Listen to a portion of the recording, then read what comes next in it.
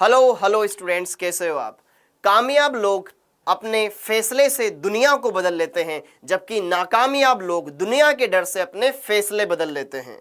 तो ऐसा ही बहुत सारे बच्चे सोच रहे होंगे कि यार मेरा 2023 में नीट का एग्जाम बढ़िया नहीं हो पाया, क्या मुझे 2024 के एग्जाम के लिए ड्रॉप लेना चाहिए या फिर मुझे बढ़िया से कुछ और चीजें ट्राई करनी चाहिए कि अब ये तो अपने बस की बाहर है। हमने एक बार एग्जाम दे के देख लिया, घर वालों ने भी बोला था कि एग्जाम दे लो, हमने दे लिया, लेकिन अब हमसे नहीं हो पाएगा। ऐसे बहुत सारे डाउट्स बेटा आपके मन में आ रहे होंगे। तो यहां पर मैं उन्हीं चीजों को बढ़िया से कवर अप करने के लिए आया हूं कि अगर आपके मन में ऐसा कोई सवाल आ रहा है जो कि आपको कहीं ना कहीं डगमगा रहा है। पहले तो हमने सोचा था कि हम बढ़िया से डॉक्टर की तैयारी करेंगे, बढ़िया से हम नीट का एग्जाम को क्रैक करेंगे, बहुत सारे सपने थे। जब भी हम क्लास लेते थे तो हर बार लिखते थे कि सर 690 प्लस नंबर आ रहेंगे, 690 प्लस नंबर आएंगे हमारे। सर दिल्ली एम्स कॉलेज हमारा फेवरेट कॉलेज है, वहां पे हमें जाना है, वहां पढ़ाई करनी, और दूसरे कॉलेज हम देख ही नहीं रहे थे, है ना। पहले तो हमारे सपने बहुत बड़े बड़े थे, लेकिन जब हमने नीट 2023 का पेपर दिया तो उसके बाद लगा कि यार हकीकत तो कुछ और ही है। हमारे तो 150 नंबर, 300 नंबर, 400 नंबर, यही नंबर आ रहे हैं। तो क्या हमें ड्रॉप लेना चाहिए या फिर हम उसके अलावा कुछ और करें। तो वही सारी चीजें हैं जो हम यहां पर देखेंगे। और अगर मैं ड्रॉप ले रहा हूं 2024 के एग्जाम को देने के लिए, तो मैं क्या प्लानिंग करूं जो कि मेरे पूरे साल भर मेरे काम आए, और जिसको अगर मैं स्टिक होकर के फॉलो करूं तो डेफिनेटली मेरा नीट का एग्जाम वो क्रैक करने में मेरी हेल्प करें।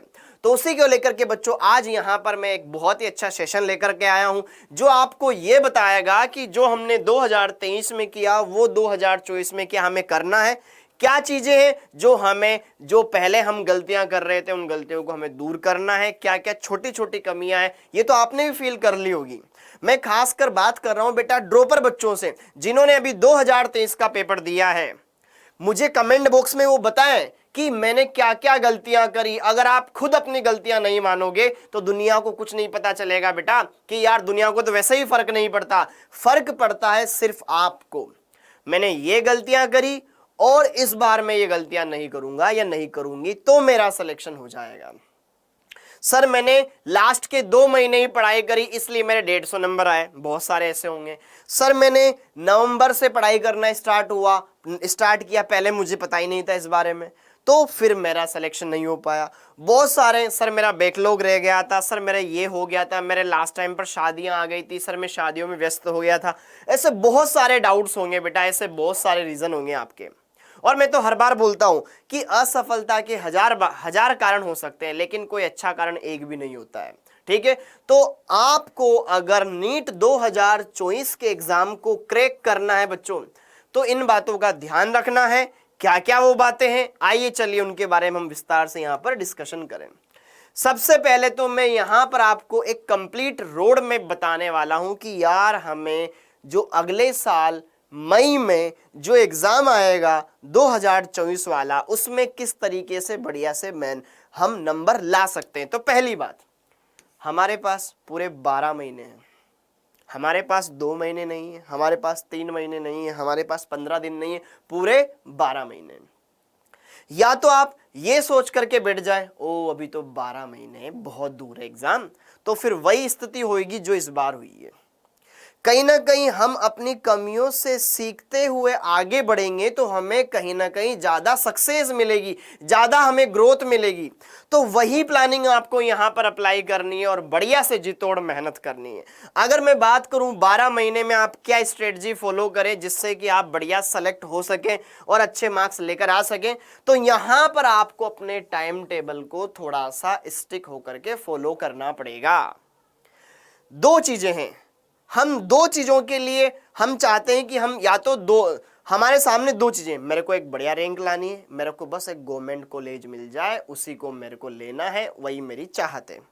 यार देखो 2 तरह के इंसान होते हैं, मतलब 2 तरह की चीजें होती है, या तो जिससे प्यार हो उससे शादी कर लो या जिससे शादी हो उससे प्यार कर लो। तो वही चीज है, मतलब आपका जो कोई ड्रीम मेडिकल कॉलेज है या तो आप उसको पाने के लिए मेहनत करो या जो मेडिकल कॉलेज मिल जाए उसी को अपना ड्रीम बना लो, हाँ या ना। तो यह लाइन आपको कहीं ना कहीं वाकई में एक बढ़िया सा मोटिवेशन देगी कि यार मेरे को तो मेडिकल कॉलेज चाहिए, मेरे को तो बढ़िया से अच्छे से सिलेक्शन चाहिए, एक बढ़िया मेडिकल कॉलेज चाहिए जिसमें जाकर के मैं बढ़िया से अपनी एमबीबीएस करूंगा, बढ़िया से एक अच्छा डॉक्टर बनूंगा, बढ़िया अपने घर वालों को, बाहर वालों को अच्छी तरीके से मैं हेल्प करूंगा। तो अगर हम बात करें यार प्रॉपर टाइम टेबल, सबसे पहली बात तो अगर हम बात करें तो हमारे टाइम टेबल को मैं 2 तरीके से आपको ब्रेक करके बताता हूँ। हम दिसंबर तक अलग टाइम टेबल फॉलो करेंगे और दिसंबर के बाद जो लास्ट के 3-4 महीने रहेंगे उनके लिए अलग टाइम टेबल फॉलो करेंगे। स्वाभाविक सी बात है, ये पूरा एग्जाम से भरा रहेगा माहौल, इसमें बहुत सौ के बोर्ड एग्जाम आएंगे, किस अलग अलग तरह के टेस्ट सीरीज वगैरह तुम्हारे इसमें चलेगी, ये तो अलग ही सीन है, इसमें तुम्हें पढ़ना ही पढ़ना है और कुछ नहीं करना है। दिसंबर तक का थोड़ा डिफरेंट रहेगा, थोड़ा सा इसमें आपको फ्लेक्सिबिलिटी मिलेगी। जैसे कि अगर मैं बात करूं यहाँ पर क्या क्या चीजें हैं जो हमें ध्यान में रखनी है यार, पहला सुख निरोगी काया बोलते हैं ना, तो सबसे पहले तो आपको अपने स्लीप साइकिल को सुधारना पड़ेगा। अगर आप कहीं ना कहीं सोने में, अगर आपकी नींद प्रॉपर नहीं है तो आपका कोई भी काम सही तरीके से हो ही नहीं सकता, ठीक है। तो जैसे कि अपने स्लीप साइकिल को सुधारना पड़ेगा। 7 घंटे की नींद एनफ है बेटा, सुबह सुबह जल्दी उठने की कोशिश करो, ठीक है। स्टूडेंट लाइफ में ये चीज तो आपको लेनी ही पड़ेगी, ठीक है, आप इसके बिना नहीं रह सकते हो, ठीक है। अगर आप सुबह लेट नहीं उठ सकते हो तो रात को लेट सो, बढ़िया से पढ़ाई करके, ठीक है। सर मेरे को सुबह उठा नहीं जाता है, मैं रात को लेट सो सकता हूं क्या? तुम्हारी इच्छा, ठीक है। तुम्हें कम से कम 7 घंटे की नींद लेनी है। अब उसके बाद 6 घंटे आप क्लासेस में जाते हो या फिर लेक्चर्स देखते हो ऑनलाइन, उसमें आपके टाइम लगेंगे, ठीक है, इतने तो आपको टाइम लग जाएंगे। उसके बाद 4 घंटे आप दिन में कुछ अदर एक्टिविटी आप करते होंगे, नहाना, खाना पीना, सब कुछ इसमें आ जाएगा, यारी दोस्ती खेल कूद सब इसमें आ जाएगा 4 घंटे में, ओके। उसके बाद बचे आपके 24 घंटे में से 7 घंटे। ये 7 घंटे बेटा आपको डेली के डेली सेल्फ स्टडी को देना है, किसी भी हाल में देना है, सेल्फ स्टडी को देना है। अगर आप डेली का काम डेली करने लग जाएंगे ना तो आपको कोई प्रॉब्लम ही नहीं आएगी। अगर मैं बात करूं, मैं फिजिक्स, केमिस्ट्री, बायोलॉजी के बारे में बात करूं, यार सर ने आज मेरे को कोई लेक्चर पढ़ाया तो उसका रिवीजन करने में मेरे को कितना टाइम लगेगा बताओ मेरे को? एक दिन में सर ज्यादा से ज्यादा कितने पेज भरवा देंगे? 4 से 5 या 6 पेज। 6 पेज का रिवीजन करने में 6 पेज का रिवीजन करने में कितना टाइम लगता है हमें? 6 पेज का रिवीजन करने में हमें टाइम लगेगा ज्यादा से ज्यादा 40 मिनट। क्या बोलते हो? सेम यही सिचुएशन में रहेगी। तो डेली का काम अगर आप डेली कर लोगे तो आपको रिवीजन करने में तो कोई प्रॉब्लम आएगी नहीं ना। रिवीजन करने में 40 मिनट लग जाएंगे आपको अप्रोक्स। डेली का काम डेली करना है। अब 40 मिनट टोटल आपके पास 7 घंटे, तो 40 मिनट आप फिजिक्स को देंगे, 40 मिनट केमिस्ट्री को देंगे, 40 मिनट बायोलॉजी को देंगे, रिवीजन हो गया, ठीक है। अब बचे हुए टाइम में क्या करोगे? क्वेश्चन प्रैक्टिस करोगे ना लल्ला। आप बचे हुए टाइम में क्वेश्चंस लगाओगे। और मैं आपको एक बात बता दूं, जो बच्चे शुरुआत से ही रेगुलर कंसिस्टेंसी के साथ पढ़ाई करेंगे ना वो ज्यादा बेटर रिजल्ट लेकर आएंगे। जैसे कि देखो ध्यान से, अगर मैं बात करूं एक वीक के बारे में, एक हफ्ते के बारे में बात करूं, तो आपने पहले दिन पढ़े 10 घंटे, अरे भाई आज तो बड़े जोश के साथ हम पढ़ेंगे, ठीक है, आज तो भाई फोड़ के रहेगा, ठीक है, 10 घंटे पढ़े। फिर अगले दिन भाई की हालत टाइट होगी, 8 घंटे पढ़ा। फिर अगले दिन 5 ही घंटे पढ़ा और अगले दिन पढ़ ही नहीं पाया। फिर अगले दिन वापस से रूटीन बनाने की कोशिश करी, फिर 3 घंटे, फिर 2 घंटे, फिर 4 घंटे। तो कहीं ना कहीं यहां पर आपके अंदर एक कमी देखने को मिल रही है, कंसिस्टेंसी। हम कंसिस्ट होकर के ढंग से पढ़ाई नहीं कर पा रहे हैं। आपको एनी हाउ जैसे तैसे करके यह चीज बिठा के रखनी पड़ेगी कि मुझे तो स्टिक होकर के रेगुलर 7-7 घंटे, 6 घंटे, 7 घंटे, 6 घंटे, 7 घंटे, ये तो करना ही करना है। अगर आप रेगुलर 7 घंटे पढ़ाई कर रहे हो, मत करो आप किसी दिन 10 घंटे, कोई दिक्कत नहीं, आप तो 7 ही कर लो, लेकिन ये पूरे हफ्ते मेंटेन करके रखो, ठीक है। तो आप बढ़िया से ज्यादा एक्यूरेटली, ज्यादा अच्छी तरीके से, ज्यादा डिसिप्लिन वे में बढ़िया कर सकते हो। लेकिन हाँ, मानते हैं कि अपन इंसान हैं, हमारे 10 तरह के काम होते हैं, पढ़ाई के अलावा बाकी और भी काम होता है। कभी कभी बाई चांस इस प्लान को आप फॉलो ना करो, वो कभी कभी हो सकता है। हाँ, हम रोबोट तो है नहीं कि सर आज भी 7 घंटे, कल भी 7, कल भी 7, कल भी 7, कल भी 7, कल भी 7, ठीक है। जिंदगी एकदम झंड हो रखी है सर, कुछ नहीं रखा पढ़ाई के अलावा, तो कोई बात नहीं, कभी कभी इसमें फ्लक्चुएशन आ सकता है, लेकिन आप इसको रेगुलर अपनी लाइफ में एक रूटीन बना लोगे ना, तो अगर एक दो दिन ऐसे आते हैं, बाई चांस शुरुआत में ऐसी प्रॉब्लम आती है, लेकिन लॉन्ग टाइम में आपके यही चीजें हैं जो फायदा देगी। ठीक है, तो अच्छे से डिसिप्लिन वे में इन चीजों को क्लियर करते रहें। अब यहां पर आती है यार सबसे इंपॉर्टेंट बात, डेली का काम डेली। वही मैंने बोला कि डेली की डेली 7 घंटे आपको पढ़ाई को देने हैं, अच्छे से देने हैं। अगर मैं बात करूं यहां पर तीनों सब्जेक्ट फिजिक्स, केमिस्ट्री, बायोलॉजी, तो अगर आप फिजिक्स में जैसा कि मैं बोल रहा था अभी 40 मिनट आप प्रैक्टिस को देंगे, 40 मिनट रिवीजन को देंगे, बाकी बचा हुआ टाइम आप पढ़ाई को दें। सेम इस तरीके से यहाँ पर केमिस्ट्री में 40 मिनट आप रिवीजन को दें, बचा टाइम आप पढ़ाई को दें। फिर यहाँ पर बायोलॉजी में 40 मिनट में आप रिवीजन कर लें, लेक्चर जो भी आपने देखा, सर ने जो पढ़ाया उसको बढ़िया से कंप्लीट कर लें। बचे हुए टाइम में क्या करना है, प्रैक्टिस ही करनी है।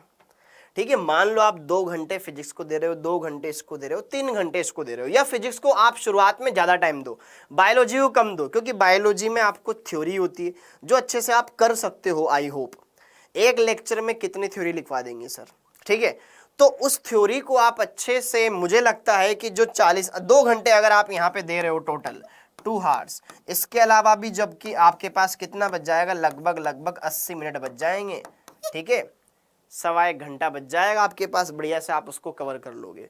ठीक है, अगर आप 2 घंटे रेगुलर केमिस्ट्री को देते हो जिसमें 40 मिनट रिवीजन कर लो, 80 मिनट प्रैक्टिस कर लो। ठीक है, और अगर मैं फिजिक्स की बात करूं, थोड़ा सा आप शुरुआत से ही फिजिक्स को लेकर थोड़ा सीरियस रहें, ज्यादा टाइम दे इसको, क्योंकि अगर बायोलॉजी वाले बच्चों की फिजिक्स बढ़िया हो गई ना, तो उनके सिलेक्शन होने के चांस बहुत ज्यादा बढ़ जाते हैं बेटा, क्योंकि फिजिक्स में तो प्योर ही न्यूमेरिकल आते हैं और उन्हीं से रिलेटेड थ्योरी आती है। ठीक है, केमिस्ट्री में तो फिर भी थोड़ा बहुत पार्ट आता है फिजिकल केमिस्ट्री, बाकी इनऑर्गेनिक ऑर्गेनिक थ्योरी वाली चीजें, लेकिन फिजिक्स में तो प्योर वैसा ही चीज आता है, तो कैलकुलेशन आती है। अगर आप ढंग से पूरे साल भर पढ़ाई करोगे तो निकाल दोगे। और अगर मैं बात करूं यार, हर साल का सिनारियो क्या रहा है, पिछले साल बायोलॉजी का पेपर टफ आया था, इस बार केमिस्ट्री का पेपर थोड़ा टफ आया था, मुझे तो नहीं लगा, ठीक है, लेकिन आपको लगा होगा। ठीक है, केमिस्ट्री का पेपर टफ आया, अगले साल सीन बन रहा है कि फिजिक्स का पेपर टफ आएगा। ठीक है, तो आपको बढ़िया से शुरुआत से फिजिक्स को ज्यादा से ज्यादा टाइम देना है, हर हाल में हर एक कॉन्सेप्ट को बढ़िया से पढ़ना है, अच्छे से कवर करना है। अगली बात, सर हम प्रैक्टिस में कितने क्वेश्चंस लगाएं? सर हम डेली प्रैक्टिस करने के लिए कितने क्वेश्चंस लगाएं? तो डेली के डेली बेटा आप हर सब्जेक्ट के कम से कम 25 से 30 क्वेश्चंस लगा लें, सफिशिएंट है। अब मुझे बताओ, क्या कोई एक्स्ट्रा आपके ऊपर कोई बर्डन है जो आप नहीं कर पा रहे हो? ये सारी चीजें होती हुई दिखाई देगी और एक दिन आप बढ़िया से 680 प्लस टारगेट जो लेकर चल रहे थे वो अचीव कर लोगे। हकीकत मानो बेटा, ये चीजें ना होते होते ही दिखाई देती है। अचानक से आप एक रात में पढ़ करके कोई चमत्कार नहीं कर सकते हो। आप इंसान हो, कोई जादू नहीं हो। ठीक है, होने में टाइम लगता है, आप चीजों को समय दें, धीरे धीरे सब कुछ दिखाई देगा आपको होता हुआ। आप ऐसा ना सोचे कि मेरे को तो बस अगले हफ्ते पेपर है मेरा, आज मैं पढ़ूंगा और मेरा सिलेक्शन हो जाएगा, तो फिर दुनिया पागल है। वो बच्चे पागल है जो 6th क्लास से, 8th क्लास से, 10th क्लास से, 11th 12th से बढ़िया से टाइम दे रहे हैं सब्जेक्ट को। ठीक है, हमको तो केवल 12 महीने ही पढ़ना है। बहुत सारे बच्चे ऐसे होते हैं बेटा कि जो 10th क्लास से, 8th क्लास से इसी फील्ड में तैयारी करना स्टार्ट कर देते हैं। उनके पेरेंट्स पहले उनको इसमें डाल देते हैं कि हमारे बच्चे को तो बढ़िया से डॉक्टर बनाना है हमें, और अभी से हम इस फील्ड में उसको बढ़िया से पढ़वाएंगे। तो आपके पास, आप वैसे ही लेट हो चुके हो। ठीक है, आप जल्दी नहीं हो, आप वैसे ही लेट हो चुके हो। ठीक है, क्योंकि जिस एग्जाम में जो टॉपर निकलते हैं ना, हम भी उनको देखकर बड़ा खुश होते हैं कि यार काश मैं भी उसकी जगह होता, लेकिन उस टॉपर के पीछे का स्ट्रगल नहीं देख रहे। उस छोटे से बच्चे को 10वीं क्लास से, 8वीं क्लास से ही नीट की तैयारी करवाई जाती है, तब जाकर के वो बढ़िया से एकदम ढल जाता है माहौल में कि अब तो एग्जाम आएगा तो निकालना ही है उसको तो ये सोचना है, उसके लिए ये नहीं होता सिलेक्शन, उसके लिए ये टास्क होता है मेरी रैंक क्या आएगी। ठीक है, मैं अंडर 100 रैंक में आऊंगा, 200 रैंक में आऊंगा, 500 रैंक में आऊंगा, उसका टास्क ये होता है। अपना टास्क है सिलेक्शन और उसका टास्क होता है कि मेरे कौन सी रैंक आएगी। तो वही चीजें हैं जो मैं आपको कहना चाहता हूं। हम वैसे ही लेट हो चुके हैं, लेकिन हमारे पास अगर इन 12 महीने में बढ़िया से पढ़ने का मौका है तो वो हम नहीं छोड़ेंगे और डेफिनेटली नीट 2024 के एग्जाम को क्रैक करके रहेंगे। एक बार हमने ठोकर खा ली कि पता था पेपर ऐसा आएगा, हम कर भी सकते थे जब हमने इनके सोल्यूशन देखे, लेकिन हम उस टाइम पर नहीं कर पाए। पता नहीं हमारा क्या हुआ, हमने ओएमआर गलत फिल कर दी या हम वहां पे जो पढ़कर गए थे सब भूल गए, ऐसी बहुत सारी चीजें हुई होगी। लेकिन अब हमारे पास एक और मौका है, एक और चांस है, और हिंदी मीडियम वाले बच्चे वैसे ही जुनूनी होते हैं, बढ़िया से मेहनती होते हैं, वो कर सकते हैं यार। तो आई होप आपको ये सारी बातें समझ में आ गई होगी। सारी बातों का मुद्दा ये है कि आपको बढ़िया से पढ़ना है और नीट 2024 के एग्जाम को क्रैक करना है। जय हिंद। थैंक यू बच्चों।